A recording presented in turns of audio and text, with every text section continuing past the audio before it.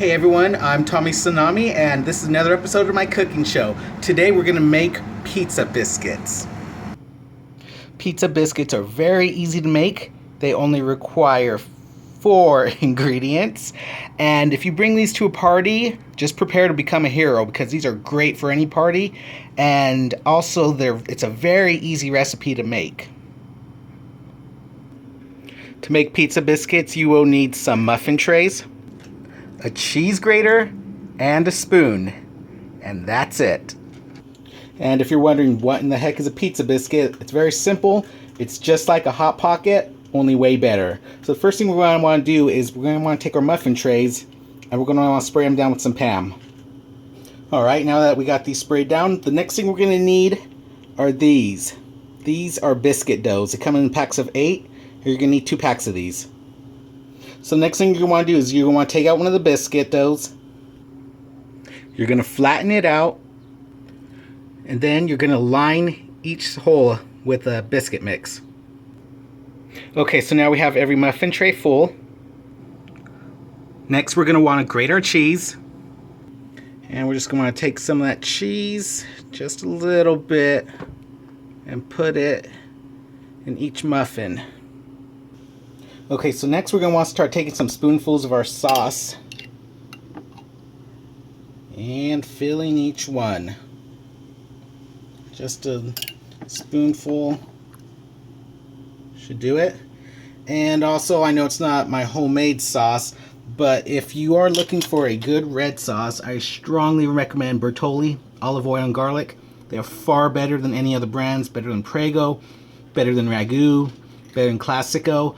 If you can't find olive oil and garlic, they have other ones, but olive and garlic is by far their best brand of sauce. So if you're looking for a sauce and don't have time to make your own, I strongly recommend this brand. Okay, so now that we're all full of sauce, the next thing we're going to do is we want to take some of our pepperonis and just drop a couple in each one. Think of it like a pizza. Try to keep your portions the same as you would as if you were making pizzas. And before I continue with the last step, this is where you can get creative. This is pretty much a pizza dish. You could add any other items you'd think you would like that might resemble pizza. Like you could add bacon to it, or add a little bit of bacon to these ones, or you could add Parmesan cheese.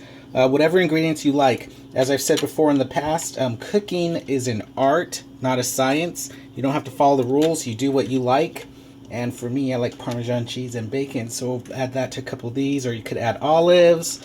You could add maybe grilled bell peppers. This meal is for you. You decide what you like best, but we'll keep it simple in the meantime, and we're just doing pepperoni and cheese and sauce. Actually, I'm going to go ahead and take this to the extreme a bit. I'm going to add a little bit of Tuscan seasoning by McCormick. It's a very, very good seasoning. So just add a little bit to each one, give it a little bit more of a Italian flavor. And then the final step is we're going to take some more cheese and we're going to cover each one up to seal it. And if you want to know which cheese to use, I strongly recommend Monterey Jack cheese over mozzarella. It has a better flavor. It might be some more calories, but like I said, you're cooking to impress people. You shouldn't be eating this kind of food if you're dieting. So if you want to know which kind of cheese, I strongly recommend Monterey Jack. Okay, now that they're all covered in cheese, we're ready to cook. So let's set the oven to 350 degrees. And now that these are in the oven, we're going to want to keep them in here for about 15 minutes. And I know some of you want exact times and measurements. As I've said before, cooking is an art, not a science. There are not exact rules and measurements when I cook. The reason why I say about 15 minutes is because oven times vary.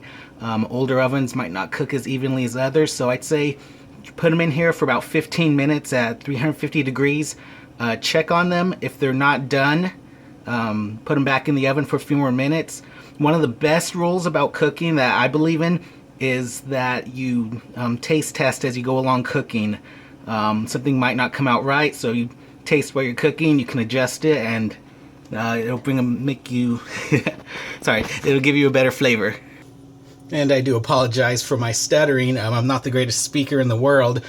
Speaking isn't my specialty, cooking is. So What we're going to want to do is set it now to 15 minutes and we'll be ready.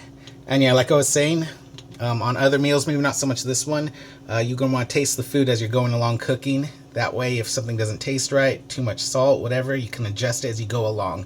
It's one of the best advice I could give you for cooking. Alright, so 15 minutes have passed. We're going to want to take these out of the oven. Okay, so we're going to want to use our knife and just cut around any cheese that may have stuck to the sides so we could slide them out.